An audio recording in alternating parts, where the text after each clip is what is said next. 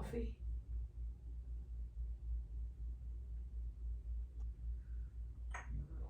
This may or may not be our second time this week recording this.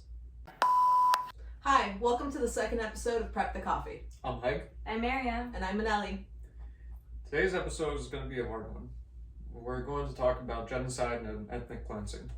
It's not going to be as bubbly as the first episode, but it's a very important topic to cover nonetheless, especially because it's going to be the 106th year commemoration of the Armenian genocide in a matter of days. This Saturday, actually, April 24th.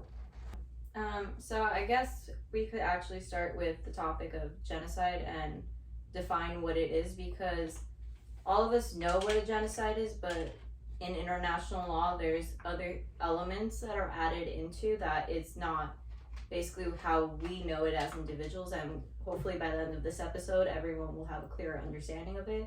So the term genocide was actually coined by Raphael Lemkin in 1944, even though we had genocides occurring for like centuries before this time. And the reason why he decided maybe we should have something defined for genocide so the perpetrators could be held accountable was because of the Armenian genocide and because of the trial of Soghomon Tehlirian, who assassinated a man named Taliat Pasha. To go back and actually explain the Armenian genocide and who Taliat Pasha is, for centuries before 1915, that's the year everyone really knows as April 24, 1915, as the day the Armenian genocide is commemorated. But the Armenian genocide, and more importantly, the Christian minority in Turkey that was prosecuted and also massacred, it wasn't just Armenians, it was the Greeks, the Syrians, and so on. That was going on for centuries and for years. Armenians in particular, and also the Christian minority, were second-class citizens in their own homeland of what is now modern-day Turkey. And of course, because of this, there was something called the Armenian question about how are Armenians going to be treated. And the three individuals who were the leaders of the Ottoman Empire at the time, Talat Pasha, Enver Pasha, and Cemal Pasha, decided the way to resolve the question of the Armenian question was to exterminate Armenians. So on April 23 and 24, which is why those days are commemorated, men in the, I think it was Istanbul? Mm-hmm. Yeah, Istanbul. They were arrested and later on massacred, all of them. Sorry to cut you off, but that pivotal stage and why it was Istanbul in the beginning was because it was the intelligentsia, really. Yeah. And that was the center of education in the entire empire. And then what happened was maybe a month or so later in June, actually, yeah. In June is when the death marches started, where Armenian women, children, and whatever was left of the men who hadn't been killed began the march from modern-day Turkey through Derzor to Syria. And for months, it wasn't just a couple of days, it was for months. Many individuals were subjected to sexual assault. There was murders on the way, and various things occurred. And this went on for a while, and the estimate number is that 1.5 million Armenians were killed during these times, but the time frame is actually from 1914 to 1923 is when all of these massacres and the genocide occurred. And what happened was the three individuals, the main perpetrators, because there was many, it wasn't just the three pashas, they basically escaped persecution. They fled from Turkey before the Ottoman Empire fell under British control. They were tried and found guilty, as well as other individuals, but of course, because they escaped, they were not held accountable for what they had done. And Armenians, a group of Armenians actually took it upon themselves to have what is called Operation Nemesis. They had this covert operation where they decided to go after the main perpetrators and earn justice through our own means instead of through the legal justice system, because obviously nothing followed after that. And the main one that was mentioned earlier was Soghomon Tehlirian, who assassinated Talat Pasha in Germany.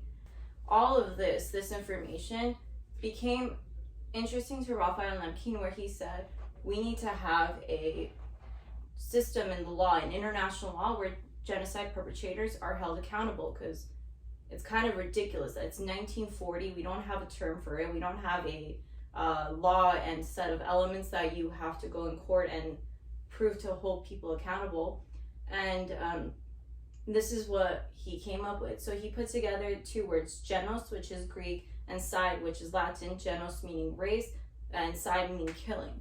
After when Raphael Lemkin came up with the definition of genocide, a couple of years later, the United Nations defined genocide in international law through the Genocide Convention, and this was also used in other various treaties and statutes, such as the Rome Statute.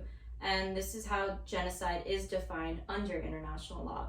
And it's important to know that genocide could occur during times of war and during times of peace. It doesn't necessarily have to be during a time of war.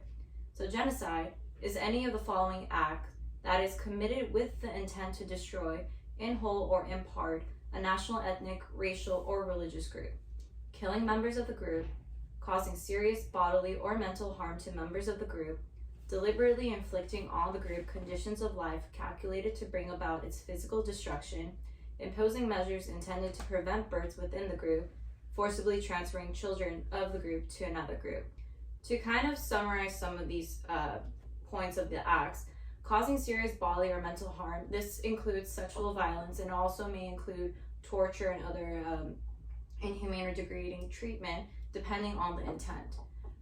Deliberately inflicting on the group conditions of life. This is when the group is put to, for example, a diet that barely they could survive off of it. And the last one, forcibly transferring children of the group to another group. This is something that has occurred in many aspects of genocide, is when the children of the victim group, the survivor group, is transferred from that group to the perpetrators group and is wiped of their identity and told, you're no longer this, you are now this, and the children grow up forgetting who they are and grow up thinking they are the perpetrator group, like that race or ethnicity or so. It's interesting with Lemkin, it's the idea that if you can't define something, then you can't hold people accountable, because what was this thing that happened? It's like a crime unpunished is a crime capable of being repeated over and over, which sometimes we've seen, as we'll talk about. It's like, even if we can hold people accountable now, we actually have to hold people accountable now. To jump back into what genocide is, actually, there was one part of the definition that I mentioned, which mentioned that any of the following acts that is incurred with the intent. So you need to also prove intent with genocide. It's actually kind of a tough hurdle to prove. Yeah, definitely. If anything, it's maybe the hardest part of genocide to prove, because you don't have to count on your fingers how many genocides have happened within the past 100 years. There are many that have occurred, but few that have succeeded prosecution. And the main reason is because of specific intent. And so specific intent is this idea that the perpetrators wanted this group of people, this ethnicity, to be killed off, to just be eradicated. So the case that deals with specific intent is Prosecutor Viachesu. And Prosecutor Viachesu happened in 1998. The International Tribunal for Yugoslavia handled it. And this was an interesting case. It happened in 1998, and this was an individual prosecution. Because you could have countries sue each other, like we talked about last time. There was one, I think Serbia sued Croatia for genocides as well. That happened more recently. But in this one, it was the tribunal going against this one mayor, Akeesu. And Akeesu was a Rwandan mayor, and this was in a time when there was a massive war happening in Rwanda between the majority Hutus and the minority Tutsis. And the Hutus essentially committed genocide against the Tutsis. Akeesu was one of those individuals who was a perpetrator of sorts, meaning he encouraged the killing of Tutsis. He specifically sent his police forces to look for people who were identified as Tutsis in their ethnicity registrations, or who were in predominantly Tutsi villages within his area of control or governance, and he sought for their destruction. The primary method that he went about doing so was by sexualizing Tutsi women. Well, going back to specific intent, the way that the courts wanted to break down specific intent or define specific intent was, how do we see that this individual is targeting them? Well, we look at actions, of course, but we also look at speeches. We look at words. Other ways that the court noted that specific intent happened, or rather was found, was that there was one specific Tutsi woman who, in her ethnicity identification registration, was listed as unknown. Basically, unless you were her husband, who was actually a Hutu, you didn't know that she was a Tutsi. And so when the police forces were hunting down Tutsis, they didn't touch her. They didn't touch her at all. Unless they heard from the husband that my wife is a Tutsi, they had no idea. And so the fact that she was spared goes to show that there was a systematic plan to hunt down Tutsis and kill them. And that's how you found specific intent. From this, we understood, or rather what kind of deigned on the tribunal, was this idea that the totality of those circumstances in every situation, in every specific genocide, will indicate if there's specific intent. There is no clear-cut way to find specific intent, the same way that there is no clear-cut way to find specific intent in murder. Mm-hmm. You have to look at those circumstances, and from that, you have to very zealously argue that this one majority dominating group of people sought the destruction of this minority group of people. And again, they look at speeches, they look at actions, and of course they look at the factors of, where did the killings happen, how many were killed, and so on. So that's interesting. I think that leads to what's still going on in Myanmar, also known as Burma. It's been in Burma, Myanmar, whatever you want to call it, has been in the news a lot lately. They just had a military coup happen, and it's really messy, it's really complicated, but essentially the Rohingya are an indigenous people to the area who are coined as being the most discriminated people against people in the entire world. So since the 70s, essentially, they're being murdered. They've been being murdered since the 70s, and I believe it was around 2017, 2016, there was a reaction from essentially a militant group that was created by them to help fight for their human rights, because they aren't considered, they're considered illegal in Myanmar, even though they're indigenous. There's over 100 minorities, and there's over 1 million of them that actually live in Myanmar. And essentially, the militant group fought back because Myanmar, see, you can't really get into this without getting into the politics of the country. They were ruled by Britain, they gained independence, and for I think 60 or 70 years, they were a military-run country, and they wanted democracy, and they threw their current leader under house arrest for 15 years, and the coup that happened is actually against the same woman. She's in jail right now, and it's funny, she has a Nobel Peace Prize, but she even denies this genocide is going on, but the UN says this genocide is going on, everyone says this genocide is going on. So a couple of years ago, they fought back, the military got upset, and basically speeches were made, and the nationals got upset. There was then an effort to essentially exterminate them, and there's actual footage when we talk about there's aerial footage of villages of different minorities in the same area, but only the Rohingya villages are being burned down. They're burnt to the ground. Almost 800. And this is the one where you're saying there's a top-down view. Yeah, and there's an aerial view, and they're literally 20 feet from each other, but only the Rohingyas' houses, their village side, was burned down. Wow. So a bunch of people fled because tens of thousands of people were raped, murdered, burned alive, horrible things happened. So about 1 million people made their way across the border to Bangladesh to seek refuge. But now what's going on is and the thing is, we don't have the exact numbers. That's what's so interesting about this, because they're considered illegal immigrants. There's no official census number of how many people that are Rohingya actually lived in Myanmar and how many people were killed. So about 800,000 people fled.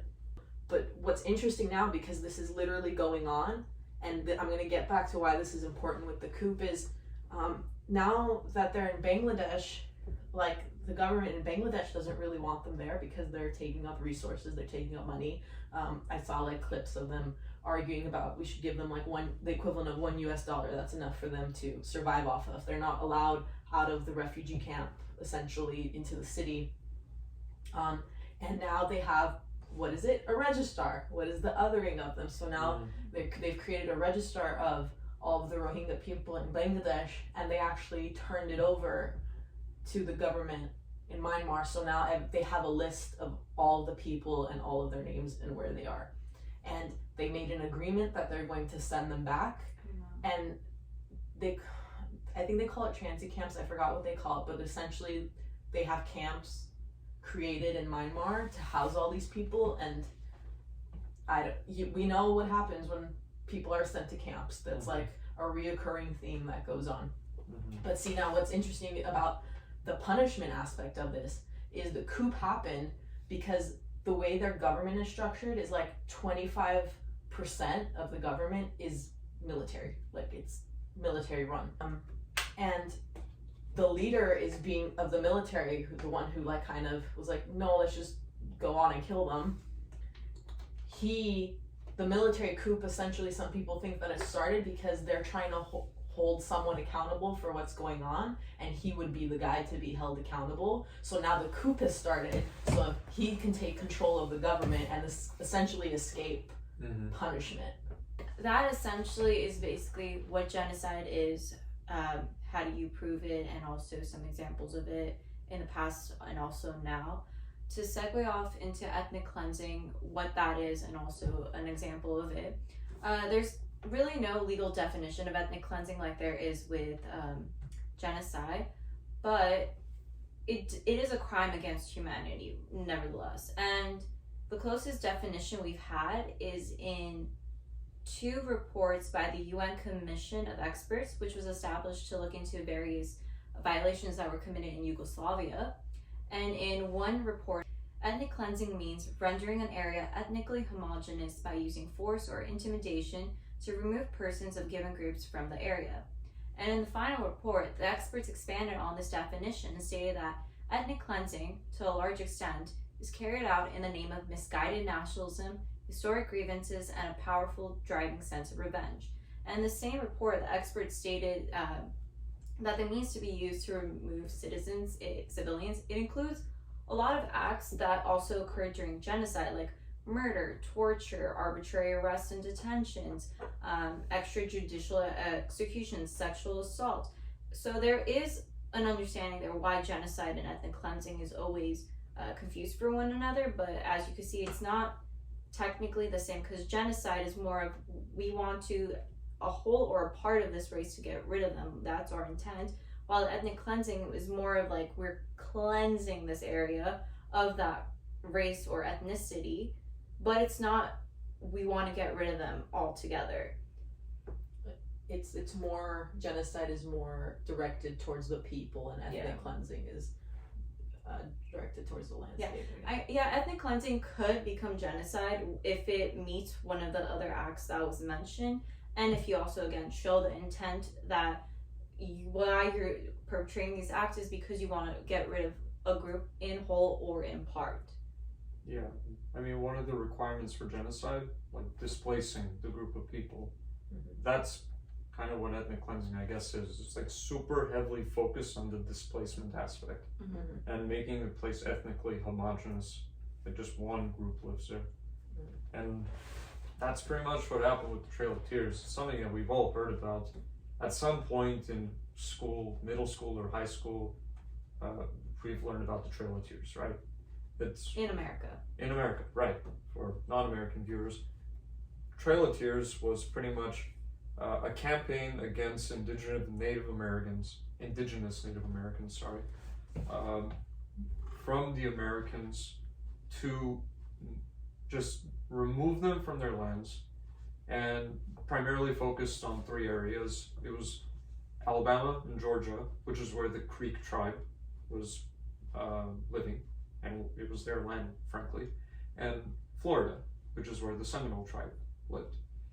And there were other Native American groups as well, but these were the two most concentrated groups that were displaced in this campaign.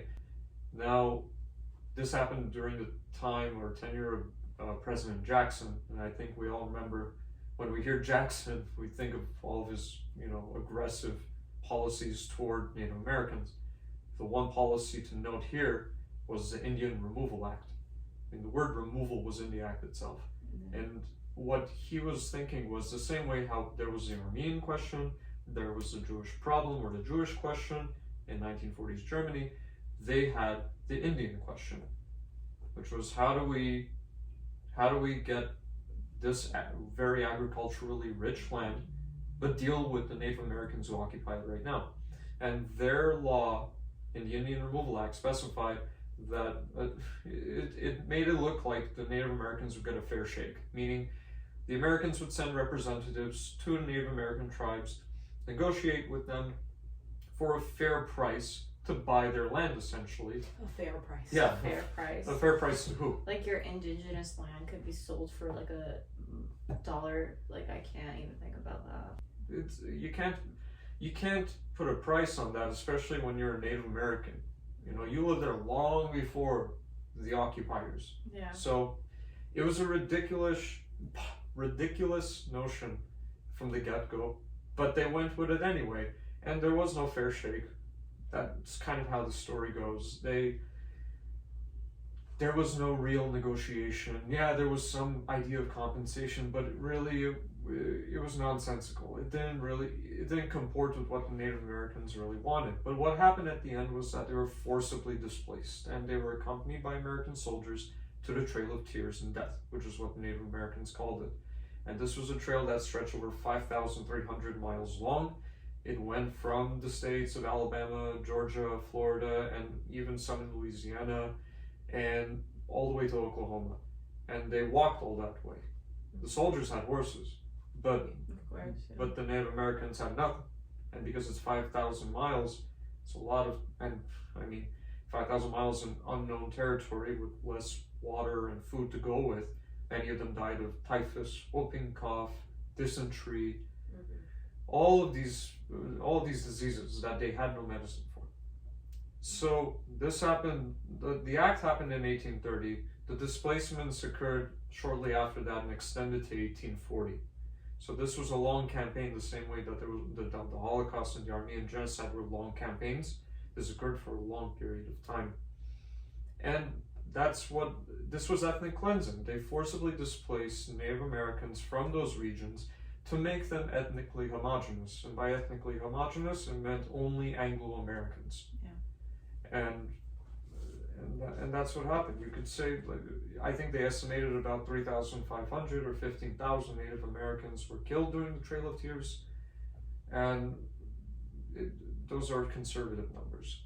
So, we heard about the Trail of Tears often when we were kids, even more maybe if you took it in college.